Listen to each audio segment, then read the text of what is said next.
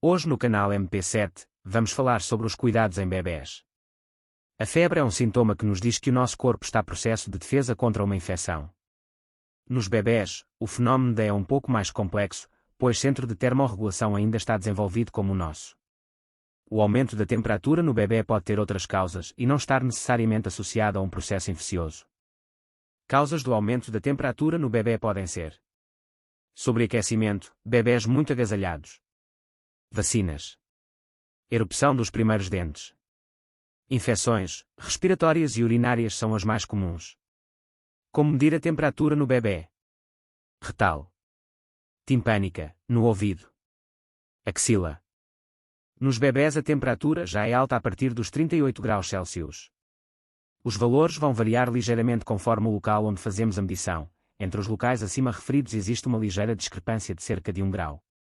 O método mais aconselhado em bebés mais pequenos é a avaliação retal. O que fazer se o bebê tiver temperatura igual ou superior a 38 graus Celsius? Se o bebê já iniciou a alimentação de sólidos, deve ingerir água e deve hidratar as mucosas caso apresente ranho ou expectoração. Se o bebê ainda não iniciou a alimentação de sólidos, deve reforçar a amamentação. Está assim a hidratar e a reforçar as defesas do bebê. Qualquer situação de doença requer tempo de descanso para o corpo se reajustar. Nestas alturas, o bebê pode dormir mais tempo. Certifique-se de que está fresco e verifique regularmente se está bem. Não é necessário que a criança esteja na cama. Devem até ser estimuladas brincadeiras, evitando no entanto o excesso de exercício ativo. Promover um ambiente fresco. Reavaliar após algumas horas. Administrar medicação antipirética, conforme indicação médica, apesar de serem de venda livre, pode não ser positivo dar medicação para baixar a febre ao bebê, pois não termos conhecimento sobre a causa da mesma, a dosagem necessária ou se a criança tem alguma alergia. A temperatura não baixou, o que fazer? Encaminhar para a observação médica e atentar à existência de outros sintomas como pescoço rígido, respiração anormalmente rápida, sonolência anormal, recusa na alimentação, irritabilidade anormal, vômitos ou diarreia persistente, convulsão, ataque de tosse, erupção cutânea vermelho, escura ou púrpura, que não desaparece. Outros sintomas sugestivos de doença. Convulsão febril na criança. Em situações de febre alta, podem surgir as convulsões febris. Estas convulsões surgem porque o sistema nervoso do bebê, criança ainda não está totalmente preparado para suportar altas temperaturas corporais. Esta situação pode acontecer, mas felizmente é pouco frequente. É sempre importante saber como atuar perante uma convulsão febril. Características das convulsões febris. A criança fica hirta e posteriormente inicia movimentos de tremores dos membros superiores e inferiores. Pode também revirar os olhos, ficar com o olhar fixo e espumar da boca. Por vezes urina ou defeca durante a convulsão. Se chamarmos por ela, não reage.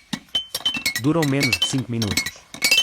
Após a convulsão a criança pode ficar mais sonolenta. Por uma criança ter sido um episódio de convulsão febril, não quer que tenha epilepsia ou algum problema de desenvolvimento. Na generalidade dos casos, não haverá sequelas. Perante uma convulsão febril, deve contabilizar a duração da convulsão. Afastar móveis e objetos que possam magoar a criança. Não colocar nada na boca de criança. Observar os movimentos que ela faz. Assim que possível, avaliar a temperatura e administrar paracetamol em supositório, conforme indicação médica. Pedir observação médica. Uma criança com um primeiro episódio de convulsão febril deve ser observada no hospital. Justifica-se o internamento por algumas horas para vigilância e tranquilização dos pais. Caso não seja o primeiro episódio, criança deve ser observada se a convulsão demorar mais do que 5 minutos, se repetir convulsões no mesmo episódio de doença, se não recuperar entre as convulsões ou se apresentar outros sintomas de doença. Para prevenir esta situação, perante uma subida de temperatura, aposte no arrefecimento corporal da criança, banho, brincadeiras com água, não agasalhar. Se não for suficiente, conforme indicação médica, pode ser utilizados fármacos antipiréticos. Quando surgem os primeiros dentes, as gengivas do bebê ficam inflamadas e causam desconforto, levando a que este mame de forma diferente chegue a mordiscar o mamilo da mãe para alívio. Dicas. Isto é transitório. É preciso ter consciência de que é uma fase e que nem todos os bebés o fazem, não sendo este motivo para parar de amamentar. Vai passar. Aplicar estratégias de alívio do desconforto para o bebê. Algumas mães tendem a afastar-se quando acontece, levando a que os bebés percebam que não é algo para continuar. Eles percebem muito melhor a comunicação não verbal. Na tentativa de nos afastarmos repentinamente ainda nos magoamos mais, por isso devemos interromper a mamada colocando o dedo na boca do bebê e afastando-o com calma para que solte o mamilo. Se mesmo assim persistir, dê atenção ao bebê durante a mamada, através do contacto com o olhar, falando com ele e tocando-lhe. Assim pode diminuir a probabilidade de ele decidir mordiscar o mamilo. Identifique o fim da mamada. Há autores que defendem que morder e mamar ao mesmo tempo não é possível, devido aos movimentos da língua do bebê, por isso, na maioria dos casos, a mordida acontece no fim da mamada. Ao reconhecer o fim da mamada podemos diminuir o número de casos, retirando o bebê da maminha. Não pressione o bebê a mamar quando este não quer, experimente dar a maminha noutra altura, quando o bebê apresentar sinais de fome e estiver calmo. Mantenha o fluxo de leite durante a mamada, pois alguns bebés, quando ficam frustrados por terem menos fluxo em circulação, tendem a mordicar. Pode colocar algo quente na maminha e massageando para aumentar o fluxo da saída. Até mesmo com a mão, pode ir fazendo pressão manual, que ajuda bastante. Não é necessário a introdução de leite artificiais. Durante a mamada, repare nos comportamentos do bebê que o levam a morder. Conhecendo a causa podemos prevenir futuros episódios. Alguns bebés, quando sentem que estão pressionados na mana, ou se a mãe está menos relaxada, podem parar de mamar e começar a mordiscar. Mantenha o momento da mamada relaxada e positivo, uma vez que o estado de espírito da mãe tem influência no comportamento do bebê. Dê graças a Deus quando não acontece. Agradecer e elogiar o bebê vai ser algo que nos vai manter positivas durante este processo. Muitos beijinhos e abraços são sempre bem-vindos. Ofereça um brinquedo ou uma roca fria para aliviar o desconforto dos dentes, fazendo uma leve massagem na gengiva de bebê. Mantenha o dedo pronto para entrar em ação e interromper a mamada se necessário. Aplique pomada para mamilos ou óleo de coco, que é muito reparador. Time out. Para um pouco de amamentar no momento da mordicadela, impedindo assim que o processo de amamentação se torne doloroso e estressante. O bebê não sabe as consequências de morder a mama, precisa de ir compreendendo este processo com calma. Eles não mordem de propósito. Os bebés estão habituados a associar a sua maminha à segurança e tranquilidade, assim como ao alívio das tensões e frustrações. A mama é muito mais do que um rodízio de nutrientes top. Infelizmente, não poderemos evitar todas as quedas, cortes ou arranhões que os nossos filhos sofrerão, pois fazem parte da sua aprendizagem. Mas devemos evitar riscos desnecessários. Como? Tendo sempre uma caixa de primeiros socorros em casa. Supervisionando as brincadeiras da criança. A crosta láctea é algo normal e recorrente nos bebés durante o primeiro ano de vida. Tem o nome de crosta láctea, mas não está relacionada com o leite materno nem com outros tipos de leite. Tem esta designação porque acontece aos lactentes, os bebés que ainda estão a ser alimentados só com leite. Na cabeça, a pele começa a ficar tipo camadas, como se fosse uma crosta amarela, às vezes com cheio intenso. Em certos também atinge as sobrancelhas e as orelhas. Esta crosta forma-se porque o óleo produzido pelas glândulas se transforma em flocos, obstruídos os ductos e originando as secreções. Com os ductos ficam obstruídos, ainda produzem mais óleo para desobstruírem, ao produzirem mais óleo, vão formando estas crostas. Mas é uma coisa benigna, não tem mal nenhum para o bebê, visualmente é um bocadinho estranho para nós. O objetivo não é arrancar, mas sim ir amolecendo as crostas e retirando-as aos poucos. 10 a 15 minutos antes do banho, aplique óleo de amêndoas doces na cabeça do bebê e deixe atuar. Durante o banho, retire com um pente. Não é nenhum sinal de alarme, os pais só têm de ter este cuidado com a higiene. Se persistir ou for em grande quantidade, devem pedir conselho médico para utilizarem um produto ajustado à situação. A crosta láctea acaba por desaparecer durante este primeiro ano de vida. A crosta láctea agrava-se com a transpiração, por isso não tente usar gorros muito quentes. Picadas de insetos. As picadas, mordidas de melgas, abelhas, pulgas, entre outros insetos, são muito comuns, principalmente com a chegada do calor. Quando um inseto perfura a pele, a sua saliva irrita. Esta invasão pode provocar um mecanismo de reação do corpo. Sintomas: pequeno papo vermelho com furo no local de picada. Vermelhidão. Inchaço, dor ou comichão, dependendo do inseto. Se a criança for alérgica à mordida, podem acontecer reações mais exacerbadas, como Inchaço maior na zona afetada. Urticária intensa.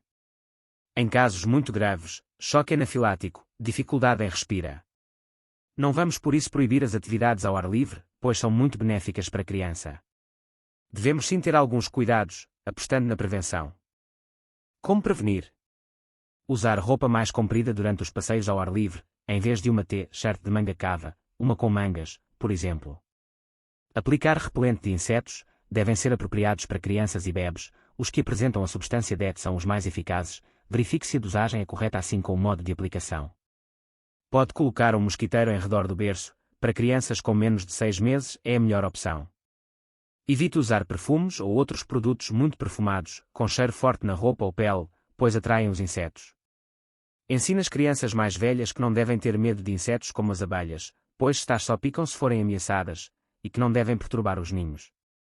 Em caso de picada, pode aplicar uma pomada à base de calamina, uma planta que calma a comichão e regenera a pele, ou, em casos mais graves, uma pomada com anti-histamínico.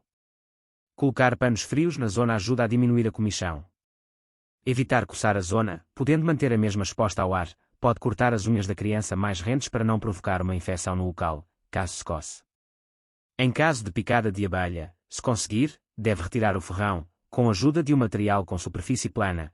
Às vezes as pinças são piores porque espalham o veneno, aumentando a dor e o desconforto, e aplicar um creme anti-histamínico se necessário. O calor tem um impacto no comportamento e no padrão de alimentação dos bebés, especialmente dos mais pequenos. O que devemos esperar nos dias de calor? Os bebés, em especial os recém-nascidos, ficam mais adormecidos com o calor. Como dica, podemos despir o bebê ou a fazer contacto pele com a mãe, ou aproveitar o momento da muda da fralda para ajudar a despertar. O bebê pode ficar mais irritado e com dificuldade em estar tranquilo nos espaços muito aquecidos. Arrefeça a casa sem o bebê estar presente. Atenção ao ar-condicionado, pois seca muitas mucosas do bebê, que pode vir a desenvolver problemas respiratórios. O ideal é colocar uma ventoinha a refrigerar o espaço quando o bebê não está lá e diminuir a entrada do sol. Pode também optar por roupas mais frescas, de cor clara e em menor quantidade. Por vezes, mamar só de fralda é suficiente. É natural que o bebê peça mais mama, para se hidratar. Ofereça mama à vontade, em horário livre. Nesta fase traduz-se em mamadas mais curtas. Os pequeninos que já comem reforçar a hidratação com água e alimentos refrescantes. Adormecem mais enquanto mamam, devido ao calor e também, se estiverem mais irritados, porque gastam as suas forças no choro e menos na mama. Não agasalhe demasiado o bebê no momento da mamada. Pode ir estimulando o bebê a retomar a sucção com toques suaves nos pés ou até mesmo passando uma compressa embebida em água pelas pernas para se manter a mamar. O banho pode ser mais regular nestes dias, com água tépida. Brincadeiras com água, desde que com supervisão, ajudam a arrefecer a temperatura corporal, eles adoram. Gelados de leite materno ou de frutas para quem já come. Proteja o bebê do sol e evite sair nas horas de maior calor. O leite materno é constituído por 80% de água. 0 a 6 anos. O leite materno mantém o bebê hidratado. Não precisa de água ou outros líquidos. Mamadas mais frequentes para hidratação. 6 a 12 meses. O leite materno mantém-se como fonte principal de hidratação. Devemos oferecer água. Mais 1 ano. Podem não querer mamar tanto pelo calor que sentem quando estão ao colo. Devemos oferecer água nos dias quentes. Nas idas à praia, tenha especial atenção ao sol. Aplique protetor solar 50+ com proteção UVA e UVB antes de saírem de casa e reforce a aplicação algum tempo depois, garantindo assim uma maior proteção. O bebê deve usar sempre chapéu e óculos de sol, assim como uma T-shirt. Evite longos períodos de exposição solar e prefira as horas mais seguras, de manhã até 12 horas ou à tarde pelas 18 horas. Amamenta à vontade. Quando se pretende viajar de avião com um bebê, é perceber junto dos profissionais de saúde se já há uma boa altura. Em relação ao destino, há que ter em conta exatamente as mesmas recomendações que para a grávida. Para onde é que eu vou? São precisas vacinas. Primeiro é preciso ver qual é o local para saber o que é que temos de agilizar antes da viagem. É muito importante perceber como é que está a saúde do bebê. Se estiver doente, é melhor adiar, porque a altitude também altera toda a parte de otorrino. Em viagens internacionais é obrigatória uma declaração dos 2 países a autorizar a criança a viajar. A maioria das companhias aéreas não deixa bebés com menos de 15 dias voarem. A partir de um mês já é permitido, mas os pais devem informar-se junto das campainhas. É preciso levar a identificação do bebê, cartão de cidadão, passaporte, boletim de saúde, boletim de vacinais. Mesmo que não pague bilhete, o bebê tem de ter cartão de embarque, estar registado como passageiro. O carrinho do bebê não tem taxa adicional. O carrinho pode ser levado até à porta de embarque e depois os funcionários tratam do resto. Use o sling, o pano ou o marsúpio. O bebê sente-se mais aconchegado e é mais fácil de transportar. Para o avião deverá levar alimentos para o bebê, uma roupa extra mais quentinha, a temperatura desce, e necessário para a muda da fralda. Descalce o bebê para evitar o inchaço dos pés. Por causa dos ouvidos, durante a descolagem e a aterragem o bebê deve fazer sucção. Pode ser na maminha, no biberão ou na xuxa. À partida, o bebê não terá medo de viajar. O comportamento dos adultos, que poderão estar mais nervosos, é que poderá estressar o bebê, refletindo-se no seu comportamento. Se gostou do conteúdo, nos ajude se inscrevendo no nosso canal. Até breve.